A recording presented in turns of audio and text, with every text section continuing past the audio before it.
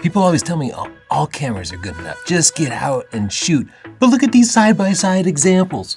Would you say each of these cameras is good enough? What about here? Do you think these cameras are close enough that it doesn't make a difference? I have done side-by-side tests with the 3 top hybrid cameras. These are cameras that are very good at shooting stills and video. The Nikon Z6 Mark III, 6K at 60 frames per second. The Sony a7S Mark III. Now, you might say, that's way more expensive at $3,500. But if you get it used at KEH, it's about the same price. Or the Canon R6 Mark II, 4K 60, but downsampled from 6K. First, I want to thank our sponsor, KEH. Used gear means less expensive, right? But buying from KEH means there's no risks. KEH gives you 21-day returns so that you can check out the gear and make sure that you like it. And if you keep it and something goes wrong within 180 days, they'll fix it for you. So there's no risks. Buying at KEH is the smart professional move because it means you can get higher quality gear. It means you get more bang for the buck, more profit. So if you take your video and stills seriously, start at this link and use the coupon code that you find in the description, and that will save you an additional 5%. So make sure you factor in that extra 5% when you're price shopping at KEH. One of the Nikon Z6 III's standout features is that it does 6K at 60 frames per second. 6K is more than the 4K at 60 frames per second that the other two cameras do. 6K provides you the ability to crop in and still maintain that full 4K resolution that you might need. So that's really useful for me as a wildlife videographer. Wow, what a devastating loss for the Sony. It has half the megapixels of the other two cameras. The other two cameras with their 6K sensors look much sharper when cropped. But there's a difference between the Canon and the Nikon. The Canon's shadow noise is non-existent, while the Nikon has a ton of shadow noise. That's really a test of dynamic range, something we'll talk about more in a little bit. If you compare the weight of each of the cameras with their own 24-70 f2.8, one of the cameras has a significant benefit, and that is the Sony a7S Mark III. It's about 0.4 pounds lighter than either the Nikon or the Canon with their 24-70 f2.8. Now, of course, that's going to vary depending on what lens you attach to it, but this means that the Sony system in general is going to be easier to fly on a gimbal. This is what I call the unboxing test, where TikTokers or YouTubers hold stuff up to the camera to see how quickly it can change focus between something you're holding up in front of your face and your own face. Here's the only subject I had in our photo studio, and I'm really sorry. Recording in 4K 60, I counted the number of frames it took to switch focus from my face to the subject and back. I then put them in a spreadsheet, figured out the average and the maximum. And in this initial test, the Z6 III pretty much failed. It's just way too slow. Nikon did provide a couple of suggestions for increasing the subject tracking speed and the autofocus speed in video. So let's try this again. I maxed everything out. I don't really know if that's the right option, but it does seem to be shifting faster. Okay, those settings are a big improvement, but there's something unnatural about it. Let's zoom in and slow it down 10 times.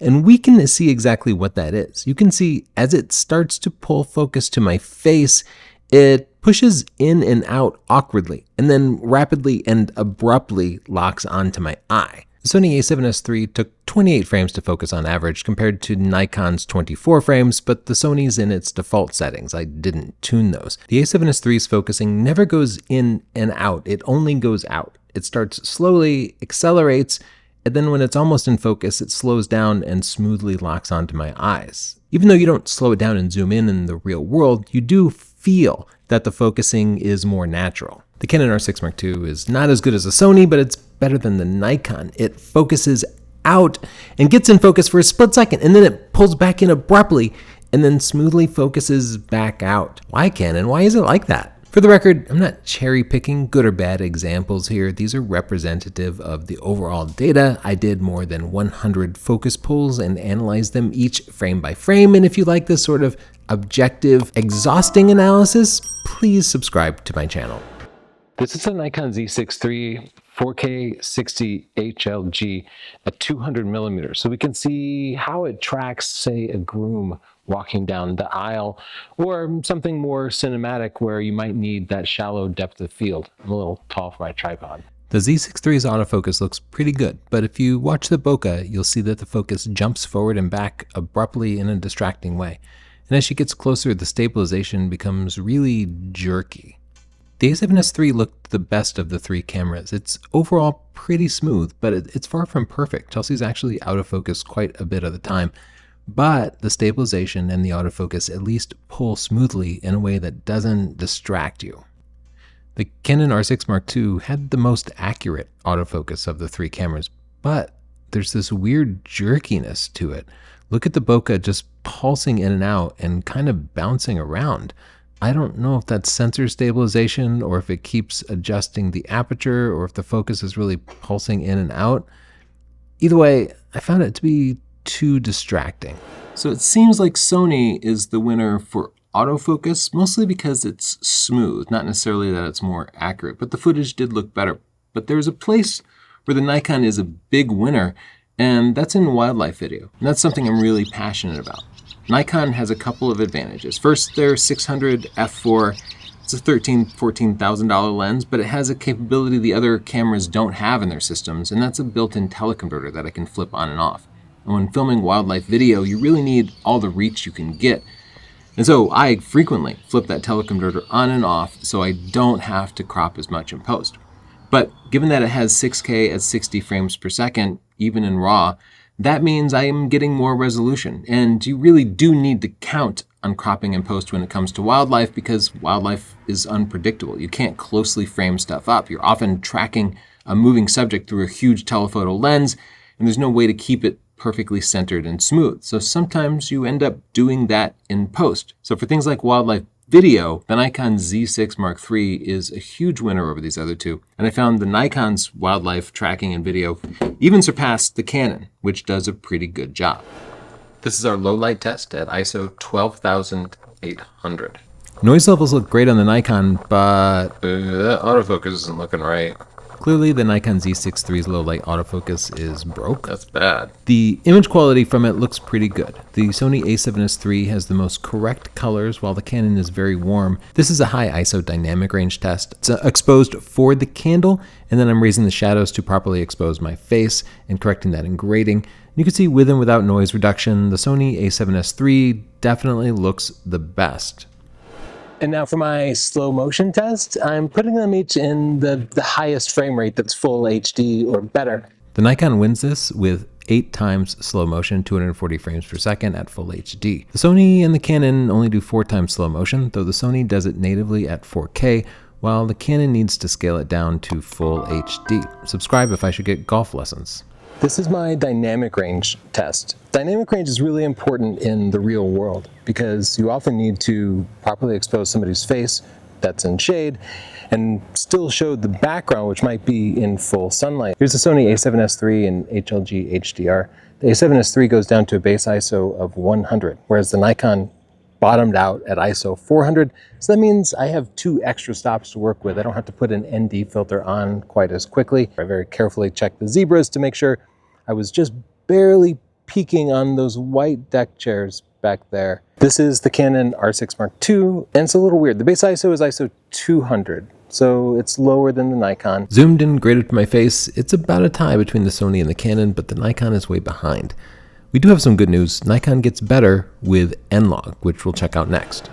Still with the Nikon Z6 III, but now I'm in ProRes RAW with N-Log. N-Log is their logarithmic color space. So they're taking all the highlights and all the shadows and cramming them into the same amount of dynamic range that you normally see. Here's the Sony a7S III in S-Log3, Sony's logarithmic color space. And this has a lowest ISO of ISO 640. And this is the Canon R6 Mark II. This should give me the information to know whether its dynamic range matches the other cameras. Amazingly, Sony's S-Log3 produced better results than either the Nikon or the Canon.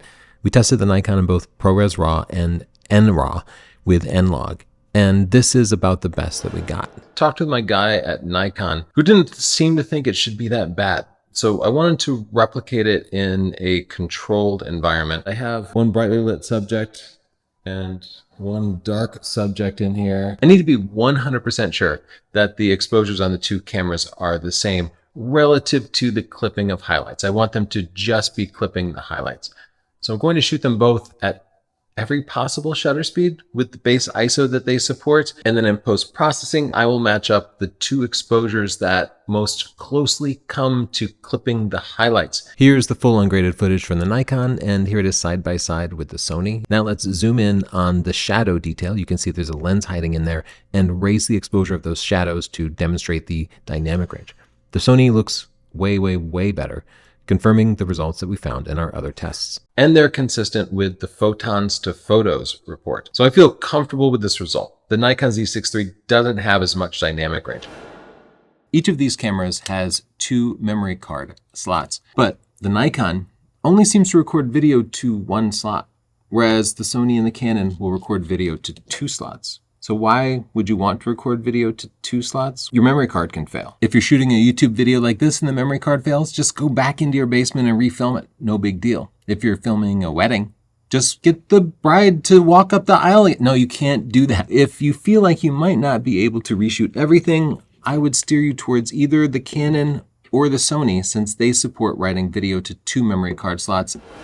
Sony has the biggest lens selection because the Sony E-mount has been around for way longer than the Canon or Nikon mirrorless mounts have. Sony's also the only one of these 3 competitors who allows any manufacturer to make lenses for their system. So there's an amazing array of third-party lenses, which are almost always less expensive. Now, Nikon does allow some third-party lenses, but the selection's pretty limited, and it seems like they won't allow any lenses that compete with their own Nikon Z-mount lenses. I always shop used at KEH first, because if they do have something in stock, I know I'm gonna get a warranty, a return period. So there's no risk for me. I can just save money. If you can save yourself an extra 5% with our coupon code here and in the description, then that's more cool gear that you can buy, more fun that you can have.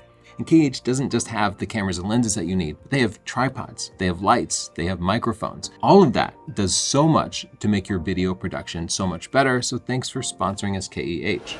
The Z6 Mark III does allow me to scrub through the shots, which is really important because I need to know that the shot was in focus and had some amount of sound in the beginning, the middle, and the end of the video. But the Z6 Mark III is a little slow and clumsy about it. The Canon is actually a bit better. The user interface here is very intuitive. It responds quickly. I can scrub through in real time and see what's happening. The worst of the group is definitely the Sony. The user interface here is quite primitive. You can see it does not even respond to touch. And when it does start playing, there's no scrubbing.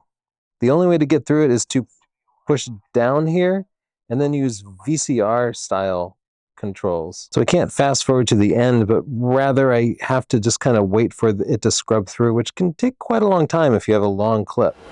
Another way the Sony wins is this right here. The hot shoe is also a mic connector. Now, Canon, there's little wires in there. You can use them to connect a Canon shotgun mic to the top of the camera. The Nikon does not have that, and that means that if you want to connect any kind of mic, you have to plug a cable from your microphone into the microphone jack on the side here. That's usually fine. But can I tell you, in our 12 years of video creation, 4 or 5 shoots were pretty screwed up because this cable came loose. Or this got stuck on a button on my shirt and it ended up pulling the entire tripod down. The Canon here has only one Canon-made microphone, a shotgun mic. So if you need a lap mic, you're still running a cable. The Sony, however, has a variety of different shotgun mics and lavalier mics made by Sony, and you can also use the DJI Mic 2 and connect that right to the hot shoe, and that means that it gets power from the hot shoe so you don't have to charge a separate set of batteries. I tested them out in full sun, and the Sony here recorded for about 40 minutes. That's because the Sony has a 12 megapixel sensor. It's not doing any downsampling when recording in 4K 60. So if you're recording in 4K 60 and you need to go a long time in a lot of different conditions, the Sony might be your choice. Rolling shutter causes straight lines to become bendy in whip pans. To test this, I pointed each of the cameras at a flickering light and counted the number of bands. Lower is better. Here, the Canon wins. Each of these cameras has a Wi-Fi app that you can run on your iPhone or Android phone to transfer files over for the sake of editing. File transfers took an outrageously long time, and they sometimes just died in the middle of the transfer. The iPhone is about 21 times faster than the Nikon at transferring files wirelessly. For transferring files, the apps for all these cameras are useless, but they all do work for remote control capabilities in case you need to remotely monitor your camera. We'll talk about the winners and losers, but first I want to thank our sponsor, KEH, again. I want to say we've never accepted money or free gear from any camera or lens manufacturer, and that means that we are completely free to absolutely slam cameras that don't work as expected and to celebrate cameras that do work well, because we are on the side of you, the consumer. I just want you to get the very best value by starting at this link. That lets KEH know that you heard about them through this unbiased review. When you go to checkout, use our coupon code. So let's go over the test results. First, in last place of the three, it has to be the Nikon. The Nikon won the fewest of the tests, but still, it might be the right camera for you. In second place, we had the Canon, and the Canon has some distinct advantages, like it has 2 memory card slots. It had the best ability to scrub through the footage, but the winner is still, oddly, the oldest camera. Now, it is the most expensive if you're buying it new, but you don't have to buy it new, and I wouldn't. I would totally just buy a used A7S III. The Sony had the smoothest video, the longest recording times. It won the low light and the dynamic range test. They had the widest variety of lenses and the most support for on-camera mics using the built-in connector. So for now, I'm sticking with the Sony and hoping that the Sony a7S IV addresses some weaknesses like the lower resolution compared to these other cameras, because I do kind of want to be able to crop in more without losing too much sharpness. Subscribe to see more unbiased reviews as well as tutorials and breaking news. And in the comments below, tell me which of these cameras you're picking and why. And also, we are going to have a full review of the Nikon Z6 III's still photo capabilities. So if there's anything you want us to test in the realm of still photos, let me know. Bye.